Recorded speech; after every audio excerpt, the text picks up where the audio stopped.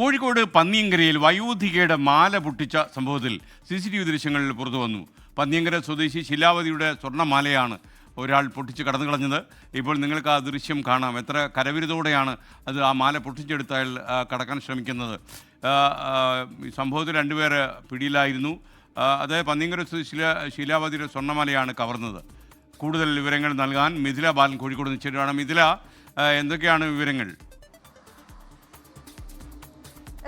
ഈ മാസം 18-നാണ് ഈ സംഭവം നടന്നത്. വൈകുന്നേരം 5:30-ക്കാണ് ആ കള്ളൻ മാല പിടിച്ചുപറിച്ചു ഓടുന്ന ദൃശ്യങ്ങളാണ്, CCTV ദൃശ്യങ്ങളാണ് ഇപ്പോൾ പുറത്തു വന്നിട്ടുള്ളത്.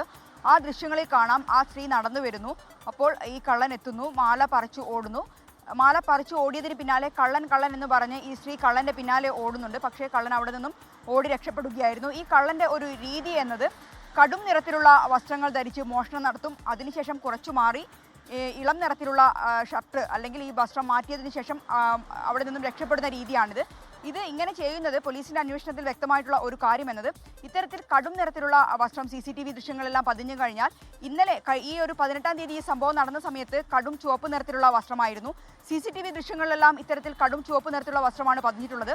അതുകൊണ്ട് തന്നെ ഈ കള്ളനെ അന്വേഷിച്ച് പോകുന്ന പോലീസ് ആദ്യം ശ്രദ്ധിക്കുക, ഈ കടും ചുവപ്പ് നിറത്തിലുള്ള വസ്ത്രം ധരിച്ച ആരെങ്കിലും ഉണ്ടോ എന്നാണ്. ഇത്തരത്തിൽ പോലീസിന്റെ ശ്രദ്ധ മാറ്റാൻ വേണ്ടി ആണ് ഇത്തരത്തിൽ വസ്ത്രം പിന്നീട് മോഷണശേഷം വസ്ത്രം മാറുന്നത്.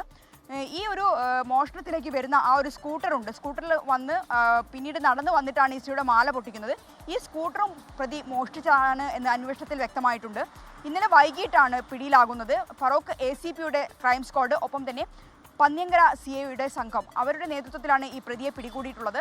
ഇതിനു മുൻപും ഇത്തരത്തിലുള്ള കേസുണ്ട്. 3 പവൻ്റെ മാല മോഷ്ടിച്ച സംഭവം സമാനമായ രീതിയിൽ പിടിച്ചുപറിച്ചു കൊണ്ടുപോയ ഒരു പ്രതിയാണ്. അന്ന് മറ്റൊരു കളറുള്ള ഷർട്ടായിരുന്നു ധരിച്ചിട്ടുണ്ടായിരുന്നത്. സമാനമായ രീതിയിൽ ഈ മോഷണത്തിന് ശേഷം ഷർട്ട് മാറ്റി അവിടെ നിന്നും രക്ഷപ്പെട്ട ഒരു രീതിയാണ് അന്നും ഉണ്ടായിട്ടുള്ളത്.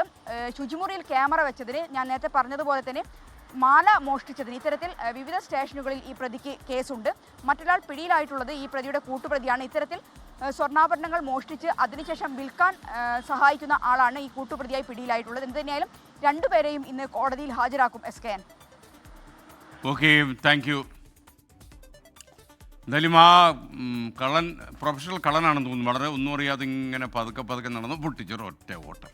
ലോകത്തെവിടെയായാലും ഏത് സമയത്തും 24 വാർത്തകളും ഓഗ്മെന്റഡ് റിയാലിറ്റി പാക്കേജുകളും എക്സ്പ്ലെയിനറുകളും വിശദമായി കാണാൻ ഞങ്ങളുടെ YouTube ചാനൽ നിങ്ങൾക്ക് സബ്സ്ക്രൈബ് ചെയ്യാം.